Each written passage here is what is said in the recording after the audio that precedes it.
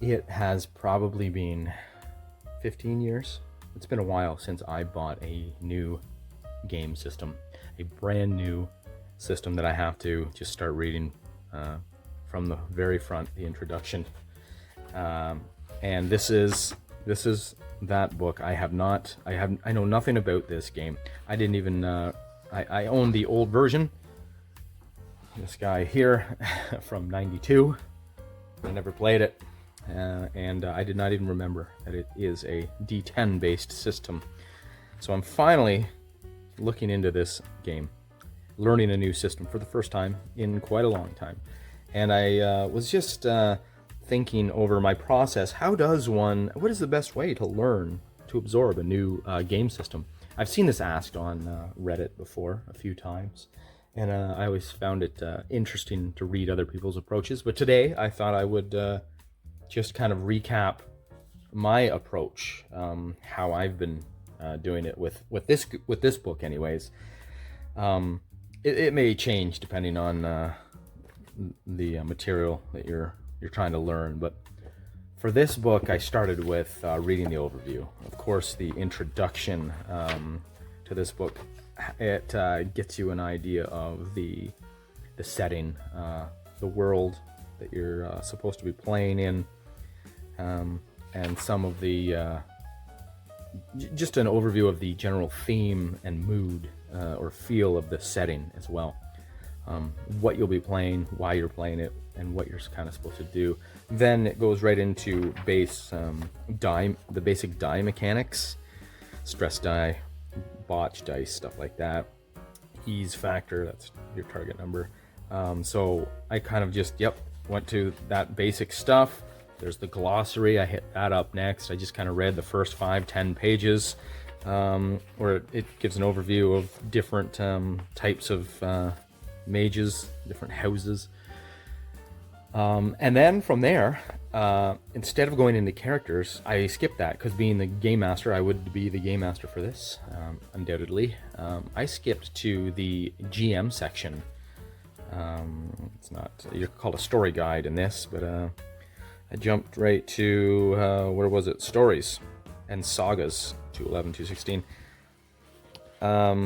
and read about basically on how to write and how to run a story in this book, because I am most interested in hearing right up front what the tropes are in this world, and what the play style looks like, and what kind of adventures,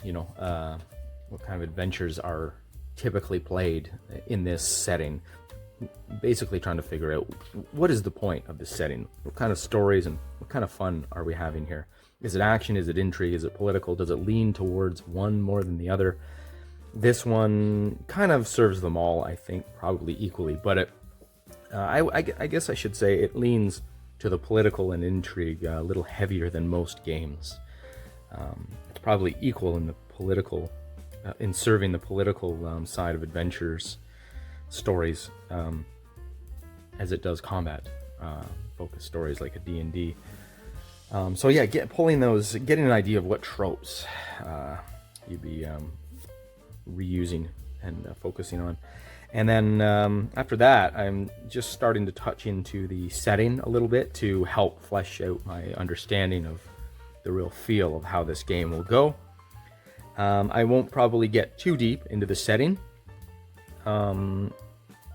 Maybe I'll read the whole chapter actually before I'll bother going to character creation. I'll go back to character creation at that point, and then start to figure out how a character is made, and then I can see how I can get a better idea if I next go into mechanics, reading the mechanics. I'll have a character possibly made, and I'll use that.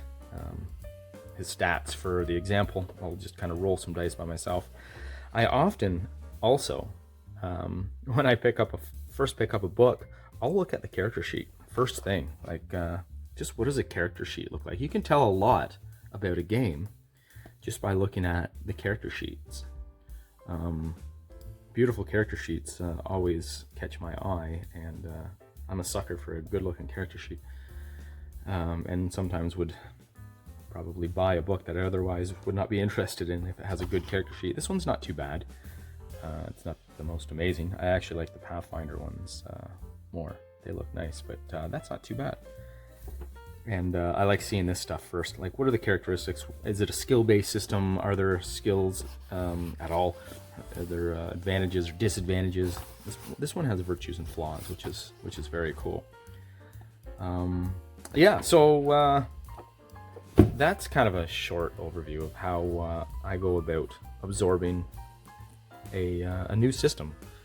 It's very brief, and it may change on with other systems, but that's how I'm devouring Ars Magica so far.